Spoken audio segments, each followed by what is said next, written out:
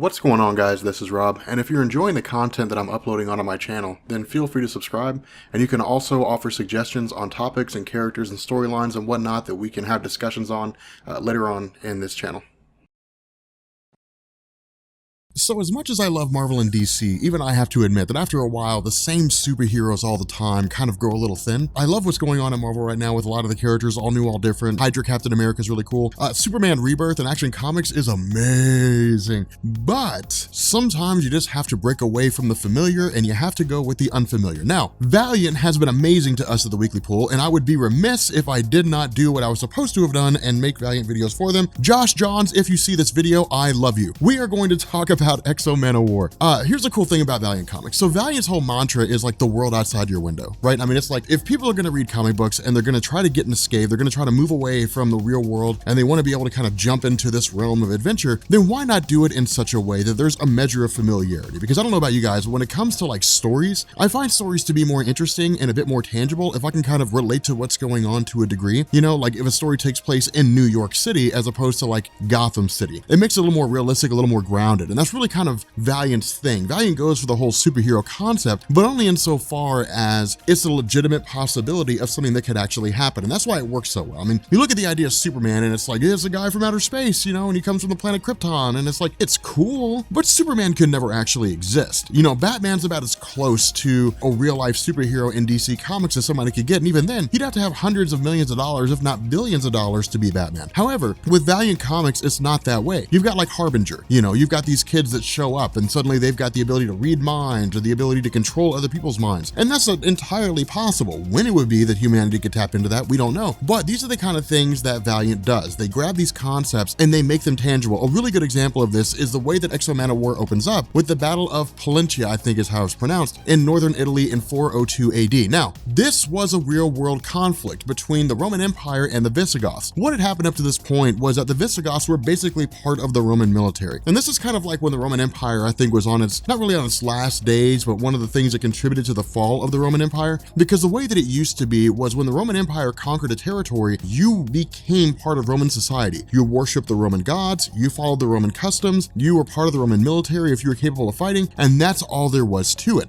With regards to the Visigoths, they were like contractors, so to speak. You know, they were like, you know, soldiers of fortune, mercenaries for hire. You know, they were brought in by the Roman Empire to fight alongside them, but the issue was that they eventually defected under the idea that they basically just weren't being paid enough. They weren't being compensated adequately. And what they did is to basically draw the ire of the Roman Empire and to show how formidable they were. The Visigoths began this conquest of like spreading across Europe, attacking these different places, Constantinople, different things like that. And it resulted in King Alaric basically creating kind of a foundation for himself, a solid power structure. At that point, he instigated a conflict with Rome in northern Italy, and that's where this story picks up. Now, of course, with this being Valiant Comics, you can't really say that like King Alaric went on to become a superhero.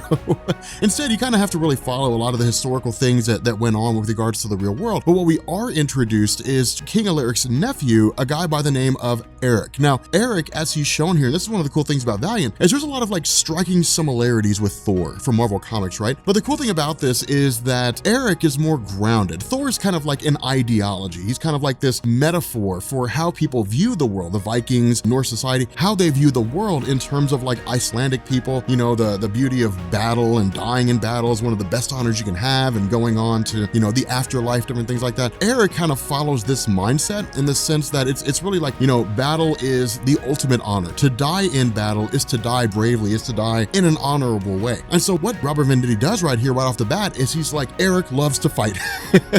He loves to engage in combat. And it's really cool to see this happen because Venditti's like, this guy's got balls. This guy's tough. I mean, he's going through just ripping people to shreds, you know, fighting all these enemies off. And then again, it just kind of picks up later on that night in this Visigoth camp. Now, what we find out here is that his father, you know, is essentially mortally wounded, that the time will come when his father will basically pass on, which is exactly what happens. And what his father says, the fall of the Visigoths is at hand. They're going to come crashing down. They're going to come to an end. What Eric needs to do is spend time with his wife as much as he can, you know, enjoy what little life he has left. Now, this is the cool thing about this, because whenever it comes to like societies that worship conflict, that worship battle, different societies are depicted different ways. For example, the Spartans, from the time they were born until the time they died, it was battle 100% of the time. But we always kind of have in the back of our heads this notion that as people get older, they get a little wiser, and they say maybe being in conflict all the time isn't the worst thing. You know, maybe if you know you're going to die, then enjoy the things that you have around you, enjoy your life as best you can. The issue with this is that Eric doesn't really partake in this mindset. Instead, he's basically still young, he's brash, he loves the idea of conflict. The other half of this is that his wife had basically been taken by the Romans. Now, for the most part, she was being whisked off to the Roman Empire, but in the midst of his conversation, or really in the midst of his final moments with his father, one of the guys from one of the Visigoths comes running in and says, hey, look, there's a transport ship on the west. Now, keep in mind here that this is basically a primitive society. That's really all this is. You know, despite how it is that Robert Venditti has them talking, how Robert Venditti has them communicating, they're a very primitive society, and this will become prevalent when we basically pick up with this next phase, where they're all basically taken away. And that's the crazy thing about this. What I mean here is that, you know, when they initially come across, you know, these invaders, these Romans, as they perceive them to be, you know, they kill a couple of them, but then when they remove the masks, they're just kind of like, what devilry is this? What weapon is this? You know, this is insane. This is, you know, this is something of the demons, because for them, it's simply technology they don't understand. I mean, this Vine alien race is from beyond the planet Earth. Their technology is far more advanced. And so in the eyes of the Visigoths, it's the devil's work. You know, it's tantamount to when potatoes were first brought over to Europe, and people who didn't know what potatoes were thought they were created by the devil. And so it's just this crazy situation where it's like, we don't exactly understand everything that's going on, but it's cool to see this dichotomy between like a primitive society and an advanced society in terms of how one views the other. Now, something else that Venditti does here, and initially it seems like it's coming out of left field, but he basically has a handful of the children in this village basically replaced with these Vine replicants, you know, these Vine children that are there to essentially function as duplicates, and the actual children themselves are basically whisked away. Now, what Venditti's doing is he's setting the stage for something much bigger on, and of course it doesn't really take a genius to realize that it's basically just the idea of having Vine replicants on Earth to carry out their whims, carry out their wishes and wants later on down the line. But while, you know, Eric and his guys try to fight back, in the end, you know, Commander Trill, the one that's leading this Vine field mission, basically is able to make quick work of them, you know, and just throw them on this ship and whisk them away. And so at this point, Venditti transfers over, he really just kind of moves over to this idea of how we look at Eric and these various guys around him in relation to this more advanced society. Not only that, you know, we learn that it's not just the Visigoths who have been taken away. It's not just these soldiers who have been whisked away, that there are other people here. Now, we will not find out exactly how far this reach goes until the next little while, but what we also learn is that there's something called Shanhara, the armor of Shanhara. Now, the way this armor is depicted, and this is the cool thing about this, it's depicted very much as like a holy relic, you know, where it's like the priesthood that looks at it as something holy, something to be worshipped, and that every once in a while, somebody will undertake the attempt to don the armor, and if they fail, they'll basically die. So it's kind of like this more extreme version of like King Arthur's sword, you know, whoever it is that can pick up Excalibur will become the ruler of England. You know, it's really this cool notion of grabbing these historical myths, these historical concepts, throwing them all into one huge story, and then just sort of giving it to us. At the same time, again, it's really just Venditti saying, hey, look, this is the direction that things are going to go in. This is really how the Man-O-War armor essentially shows up here. Now, the other half of this is that for Eric and his own people, the idea is to basically make their escape. And one of the cool things about this is Venditti still has them focused heavily on the Romans. You know, for them, it's like, okay, whatever's going on here, we'll get out of this, and then we'll go back and we'll kill those Roman dogs. What Venditti's really showing is that Eric in and of himself is very basic. He's a very simple-minded person. Now, it doesn't mean that Venditti's saying he's stupid. It's simply Venditti saying this is how he functions. This is how a lot of people back then functioned at the time. When you're talking about a relatively small part of the world, especially when you had barbarians who didn't have massive navies and weren't surfing the world, it was a very small place. All they knew is what was around them. You know, that's where those stories of sailors, you know, drifting off into the sunset. Yeah, sure, they go into the sunset and they basically just travel out of sight. But if you didn't know about the world, if you didn't know the world was round, all you knew was they just go into the sunset and then suddenly they're gone. They just fell off the face of the earth. It's this whole concept being applied to this in the sense that with Eric and his guys looking at these Vine soldiers, or I guess these Vine guards being made to work in these gardens, you know, when they basically kick on sprinklers, you know, and they have these sprinklers basically watering this garden, they look around and they're like, wow, I mean, it's rain without a sky. What kind of magic is this? What kind of sorcery is this? You know, and it's kind of funny to see that. Now, what we also get is Venditti telling us that this vine is very much a plant-based organism in the sense that one of the guys who's basically being made to work in this garden takes a bite of what looks like an apple or a fruit of some kind. And of course, when he's struck down by the guard, we basically learn that it's essentially its offspring. And so it was basically eating one of the children. But again, it's kind of Venditti giving us this general idea of how these vine function, of what these vine are. But not only that, the lengths they will go to make their point. Now, something else that I also want you to take note of here is that we as the reader can see what the vine are saying. We are vine, you obey us, you know, you do not disobey us. We can see that kind of thing. For Eric and and his guys, they don't have a clue what they're saying. All they hear is clicks and chirps. And it's really funny because when you sit back and you look at this, it's like, okay, we know exactly what's going on. How do they not understand what it is that's being said? It's this language barrier. And it creates a really weird dichotomy because no one really understands what's going on. From the perspective of Eric, from the perspective of Gofty, these Visigoths that were whisked away from their homeland, thrown into a cell, and over the course of the next several, however many years, being made to work in this camp, they don't know why. They don't know why they're there. They don't know what the end game is here. They don't know if they're simply just made to work until they die. They have no clue what the whole basis is behind all this. All they know is that some alien race they can't understand has seized control of them. Now, the other half of this is we basically learn that the different races or the different aspects of humanity that have been taken aboard this Vine ship stretch across the world. And this is Venditti telling us that when it came to the Vine grabbing,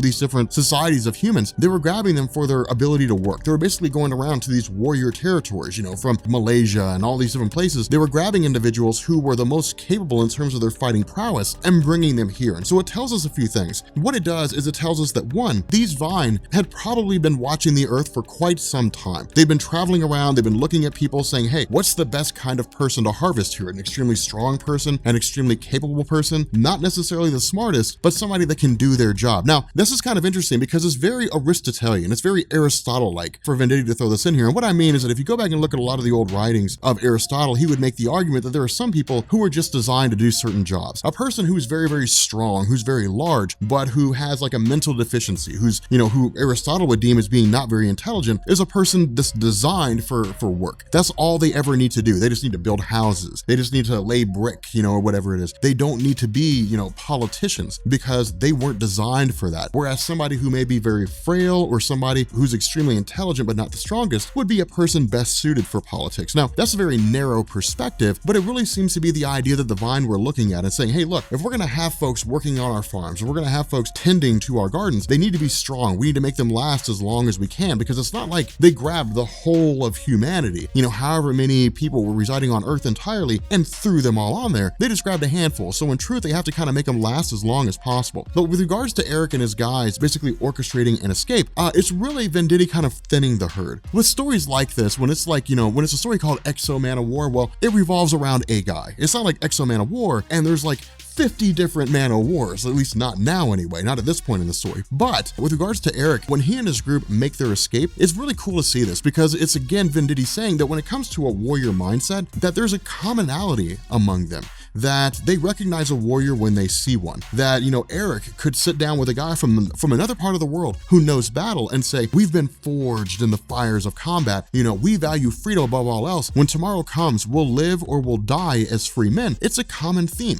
It's a common concept. Whether they're fighting for their own freedom, whether they're fighting for the freedom of others, the fact remains that the mindset behind why they fight is all the same. And so ultimately, once they get into this armory, as is described by the man who gave, Eric this map, they get in there and realize there's no grand armory. There's not like all these different guns and all these huge, things. Instead, it's just like this giant ball. Now, of course, when Eric gets up to it and Eric dons, this armor, of course, the response of the priest is he was a fool for doing it. One, because the armor of Shanhara would not pick a lowly human. Not only that, so many other people have tried, and if the Vine couldn't wear it, well, surely a human can't try. Now, of course, this is hubris, but it's also really cool to see that the armor does pick X-O Manowar. It picks Eric. There we go.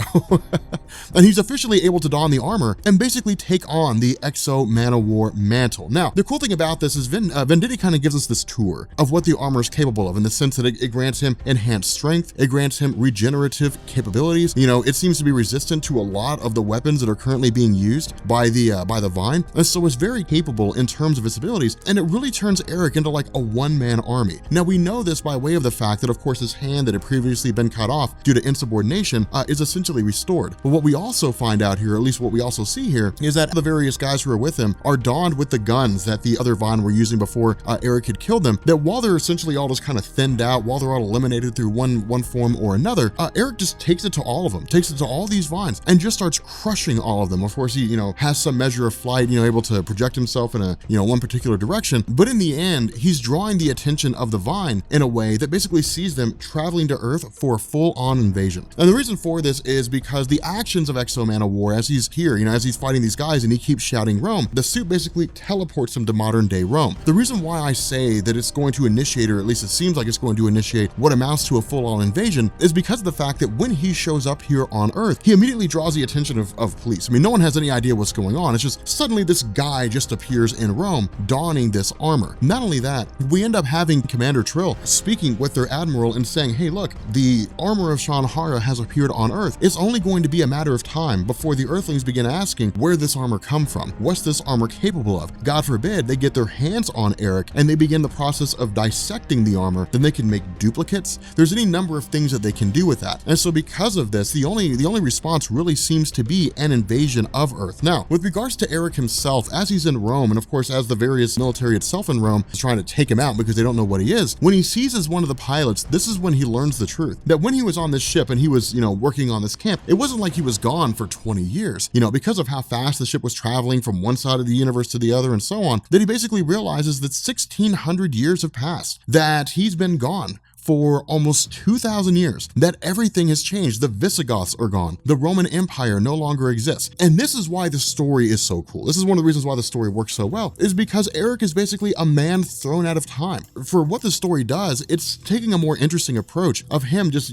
being thrust into a time portal and sent 1,600 years in the future. I mean, it maintains his whole element of being a warrior. It maintains his whole element or his whole perception of what it means to fight. But now the reason why he's fighting is basically gone. If the Roman Empire isn't there, well then clearly his wife is probably dead. And if his wife is dead and there's no Roman Empire for him to defeat, then what purpose does he have? And that's why the story takes on such a cool approach, because now it's him basically just kind of dealing with the world as a whole, trying to figure out his place in it. Now, at this point, we actually switch to Manhattan and we pick up with a guy named Alexander. And this is when we start to learn that the Vine are really just going into the realm of a full-scale invasion. And what I mean here is that Alexander is this 1,600 years later result of these babies in Visigoth being replaced with Vine replicants. Alexander is essentially a Vine, but taking on human form, it's basically allowed the Vine to infiltrate a multitude of human society. Now, the reason why this is so cool and the reason why this works is because we've seen a million stories, right? Where, like some alien race just invades the planet Earth. It would have been so easy to do that, where this alien race just invades Earth and,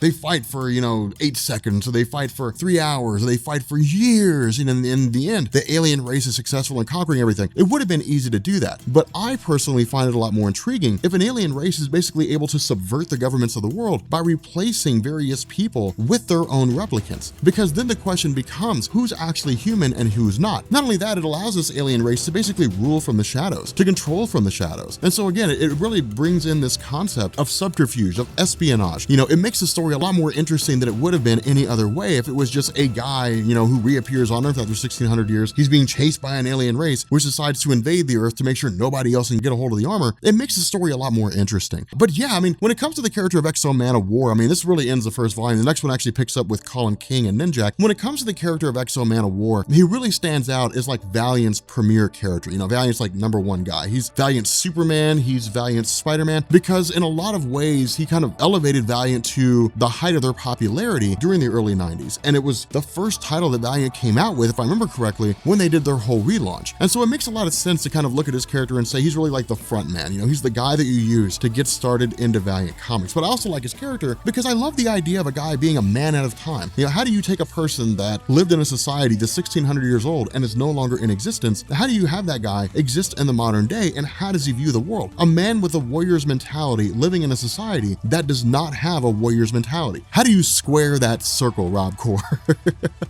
But if you guys are new here to Comics Explained, make sure you guys hit the sub button to become part of the Rob Core. If you guys enjoyed this video, make sure you drop a like, and yeah, I will catch you all later. Peace.